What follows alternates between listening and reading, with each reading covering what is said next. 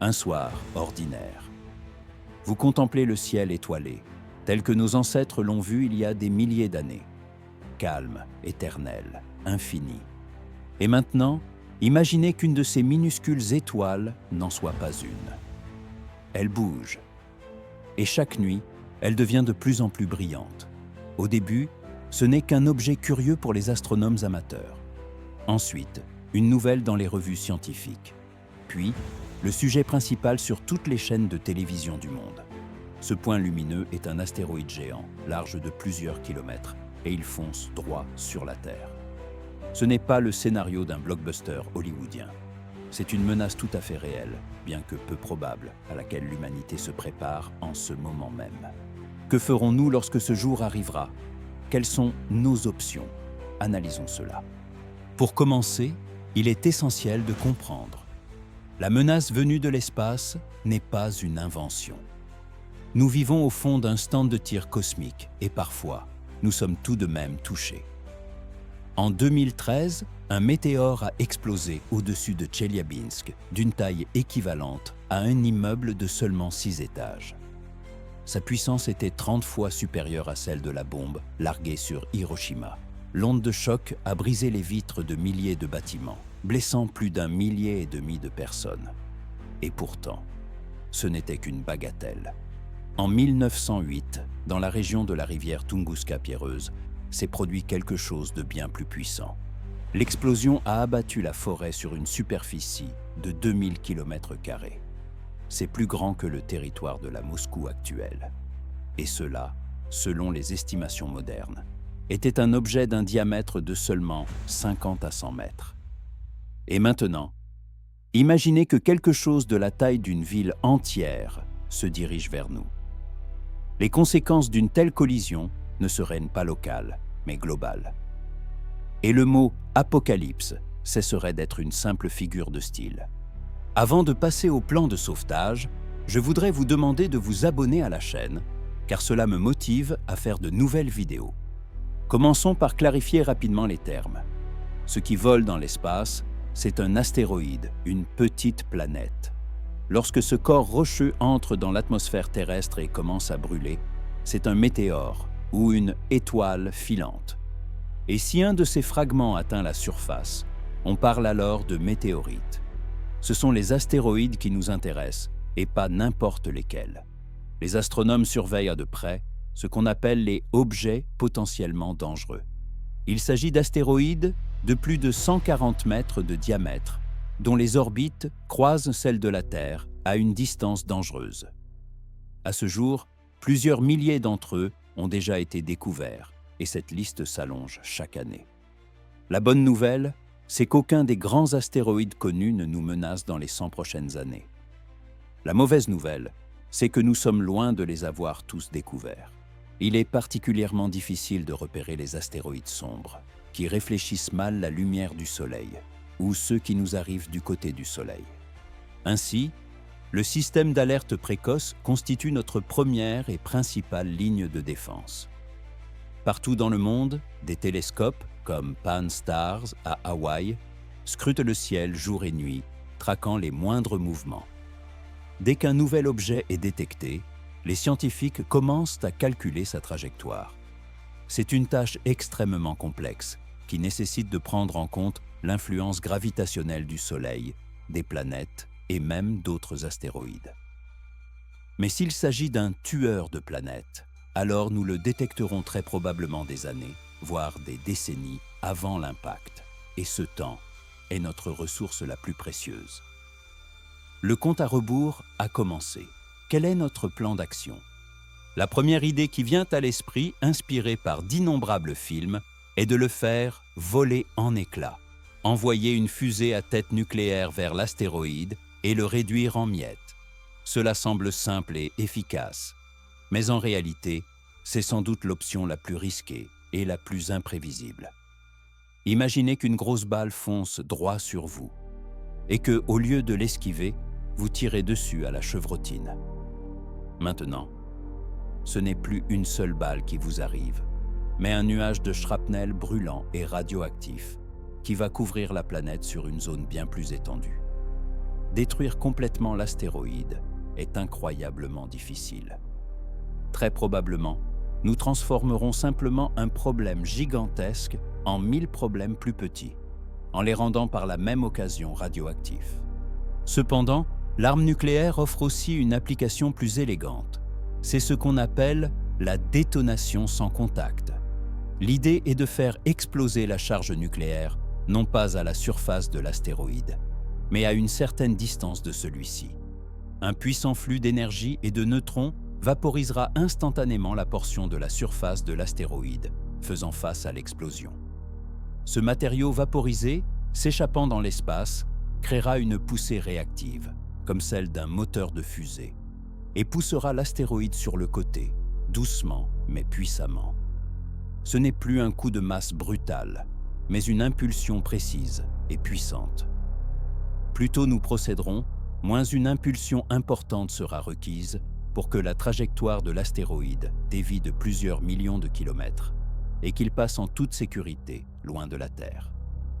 Cette méthode est considérée comme l'une des plus fiables pour les objets réellement massifs et dangereux, surtout lorsqu'il ne reste que peu de temps. Mais si nous avons du temps et que nous voulons éviter les risques nucléaires, alors c'est là qu'une autre méthode entre en scène: l'impact cinétique.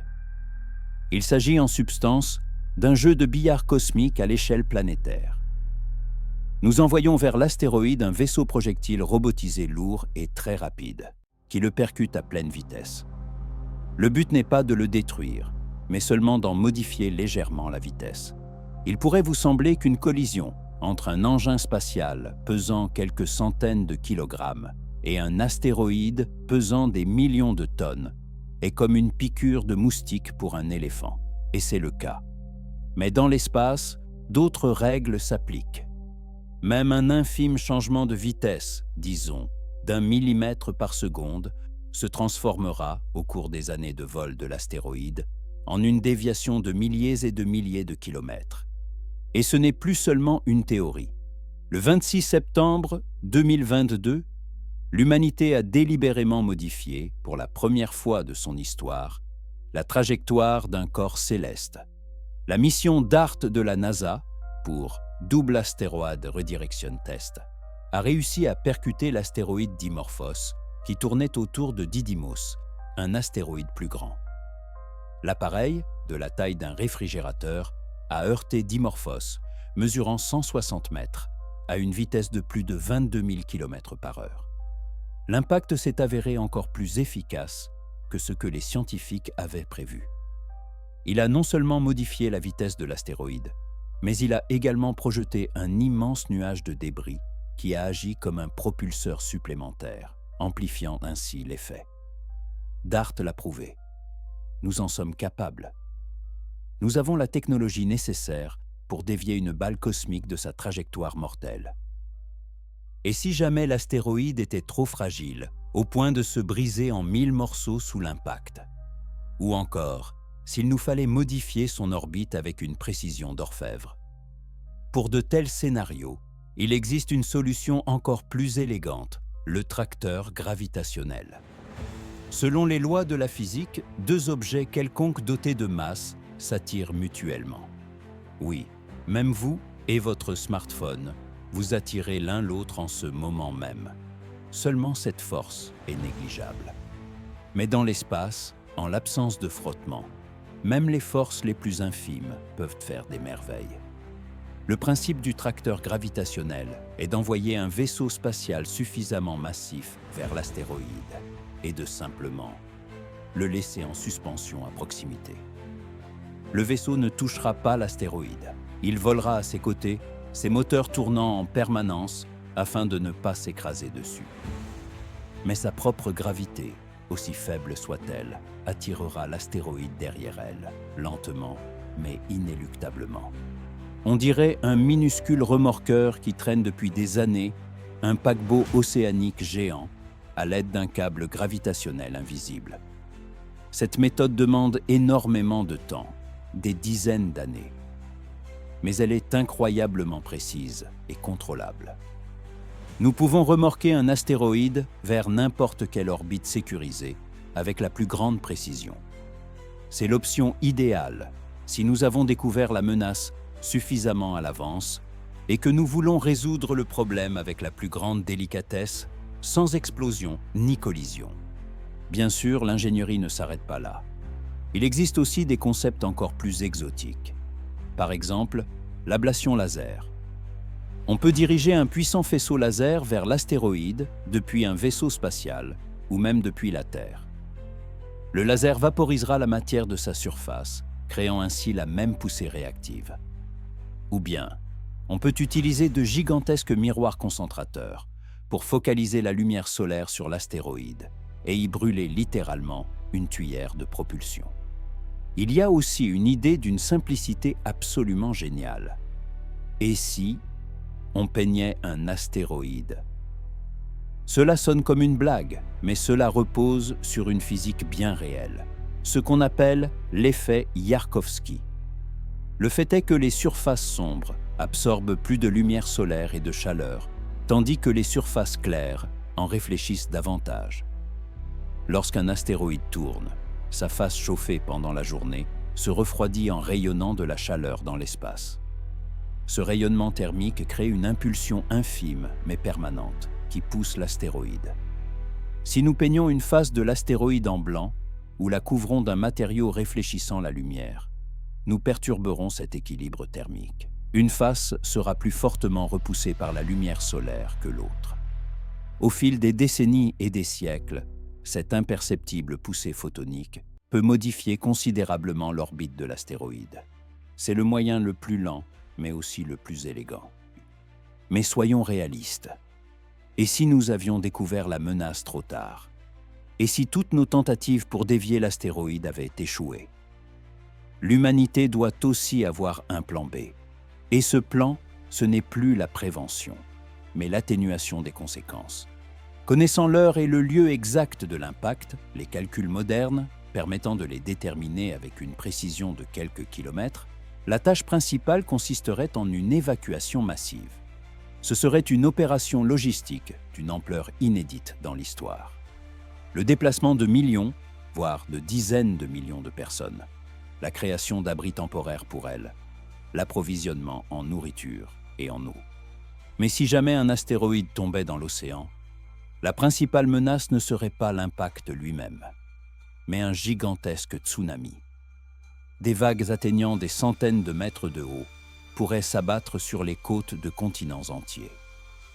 Dans ce cas, il faudrait évacuer toutes les villes côtières dans un rayon de milliers de kilomètres. Mais la conséquence la plus terrifiante de la chute d'un corps céleste vraiment imposant serait un hiver d'impact. Tant de poussière, de suie et de cendres seraient projetées dans l'atmosphère qu'elle voilerait le soleil pendant des mois, voire des années. La température chuterait brutalement sur la planète, les récoltes seraient anéanties et les écosystèmes seraient perturbés. Ce serait une catastrophe mondiale qui repousserait la civilisation des siècles en arrière, si elle ne l'anéantissait pas purement et simplement. Et à un tel scénario, il serait pratiquement impossible de se préparer. Alors, qu'en est-il au bout du compte? Nous vivons sous une menace perpétuelle, bien que peu probable. Mais nous ne sommes plus des dinosaures impuissants, contemplant avec stupeur la boule de feu dans le ciel. Nous sommes une espèce intelligente qui a appris à sonder le cosmos, à en comprendre les lois et même à y intervenir. Nous disposons de télescopes pour repérer l'ennemi de loin. Nous avons des fusées pour l'atteindre. Et nous possédons tout un arsenal d'idées, de la force brute d'une explosion nucléaire à l'élégance du tracteur gravitationnel, pour le faire dévier de sa trajectoire. La condition essentielle à notre survie réside dans l'unité et la clairvoyance. Les programmes de protection astéroïdes exigent une collaboration internationale et un financement continu. C'est notre assurance collective contre la pire catastrophe naturelle que l'on puisse imaginer. Nous devons continuer à regarder les étoiles, non seulement avec admiration, mais aussi avec une attention vigilante. Parce que dans cette loterie cosmique, nous ne pouvons pas nous permettre de perdre.